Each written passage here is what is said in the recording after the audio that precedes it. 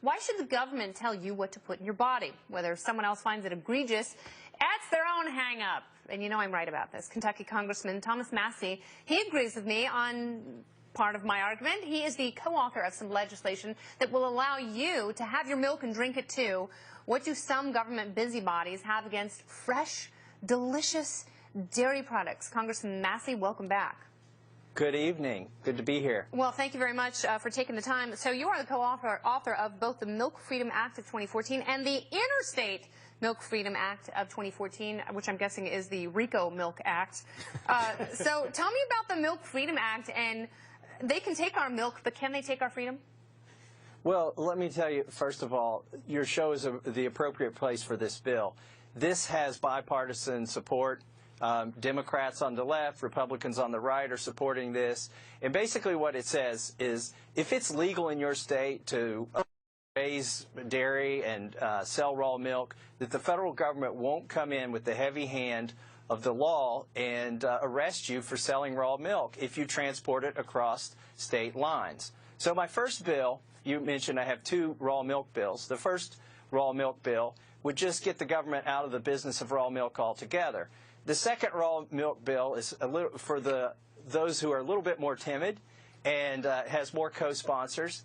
And it says that if it's legal to grow or to sell raw milk in one state and legal in the other state by state law, then the federal government won't arrest you for transporting milk across state lines. I know it's ridiculous we're talking about milk and the fact that farmers have been raided for selling raw milk, but that's the case.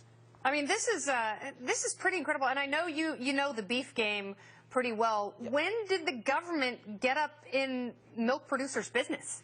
Hey, that's a great question. You know, for thousands of years we've been consuming raw milk. And in fact, Congress has never passed a law banning raw milk. What happened was in the 80s, and this should sound familiar, the FDA argued that it wasn't worth their time or the energy or the taxpayers' dollars to regulate this. Well, they were sued, and they lost the lawsuit. So they were basically forced by the courts to ban raw milk, the interstate transport of raw milk.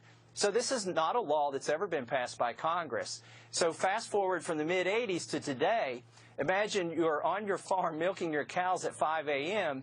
and black SUVs and police cars with the lights flashing show up at your door. They get out in armor suits with guns drawn and show you a search warrant in front of your children and tell you the gig's up and they're going to confiscate all of your by the way, I mean, that is not an unrealistic scenario. We were talking with one of your colleagues, Chris Stewart from Utah last night, and he was talking about all the branches, all the government departments that have their own paramilitary units. I mean, they literally, and it's not going to be the FBI or the local sheriff. This is going to be, you know, someone from the Department of Agriculture who has a SWAT team who's going to knock down your barn door.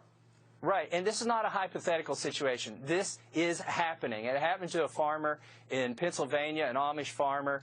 You know, we've got so many resources in the federal government, and we've solved so many problems that now we're doing undercover sting operations and going in and buying raw milk where it's legal to buy raw milk, but doing it under telling this farmer, well, we're going to take it across state lines. He still sells it to you. He doesn't care what you do with this raw milk.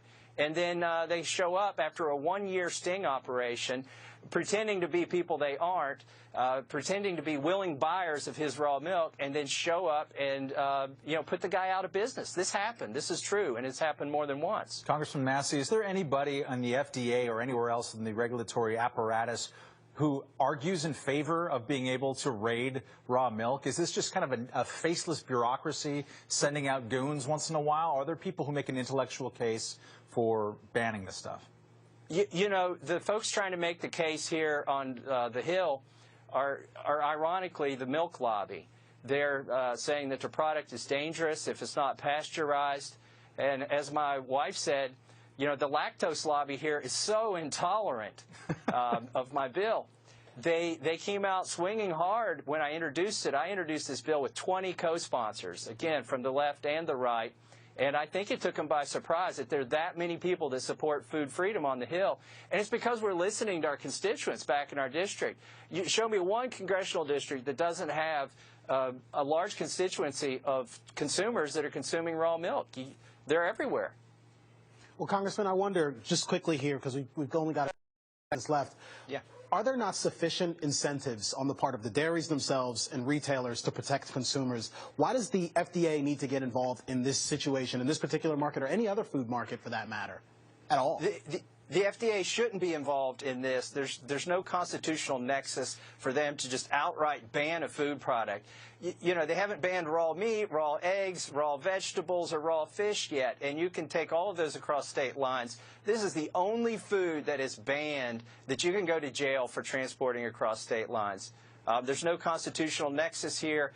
There's not even a good scientific reason to ban this food. And I thought the milk cliff was the greatest dairy fear we faced. Congressman, thank you very much. Thank you very much, Kenny. All right, very good. See you soon.